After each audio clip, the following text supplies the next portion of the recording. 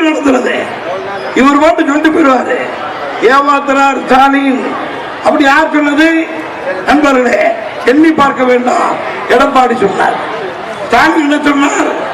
நடக்கும், உண்மைதான்.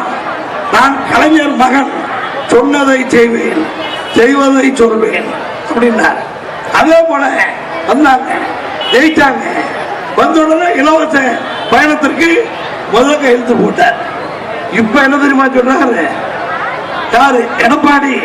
நான் ஆட்சிக்கு வந்தால் ஆம்பளைக்கு ஃப்ரீ.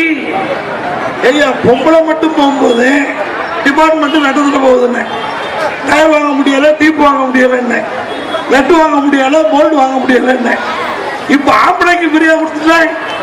பொம்பளைக்கு ஃப்ரீ, ஆம்பளைக்கு ஃப்ரீ, ஆல்ரெடி கண்டக்டருக்கு ஃப்ரீ, டிரைவருக்கு ஃப்ரீ, செக்கிங் இன்ஸ்பெக்டருக்கு ஃப்ரீ, மாணவருக்கு ஃப்ரீ, மாணவிக்கு ஃப்ரீ.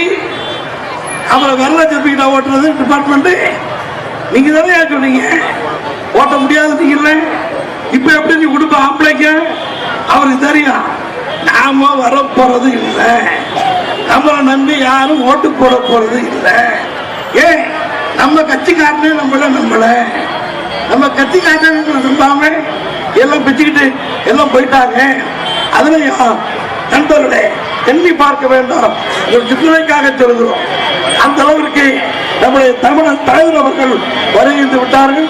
இன்னும் ஒரு தந்தை பெரியார், சமூக நீதி போராளி பெரியார், அன்னை மணி வாழ்க, தமிழர் தலைவர் வீரமணி வாழ்க, தமிழர் தலைவர் வீரமணி வாழ்க, தந்தை பெரியார் வாழ்க, தந்தை பெரியார் வாழ்க, சாதி ஒழிப்பு போராளி வீரமணி வாழ்க, இடஒதுக்கீட்டின் நாயகர் வீரமணி வாழ்க, சாதி ஒழிப்பின் போராளி வீரமணி வாழ்க, இடஒதுக்கீட்டின் நாயகர் வீரமணி வாழ்க, தந்தை பெரியார் வாழ்க, அண்ணல் அம்பேத்கர் வாழ்க, அண்ணல் அம்பேத்கர் வாழ்க, இடஒதுக்கீட்டின் நாயகர் வீரமணி வாழ்க. டாக்டர் கலைஞர், டாக்டர் கலைஞர், டாக்டர் கலைஞர். அருமை பெரியோர்களே, நாம் இதுவரை எதிர்பார்த்துக் கொண்டிருந்த திராவிடர் கழகத்தினுடைய தலைவர், வணக்கத்திற்குரிய தமிழர் தலைவர் ஐயா அவர்கள் வருகின்ற விட்டார்கள்.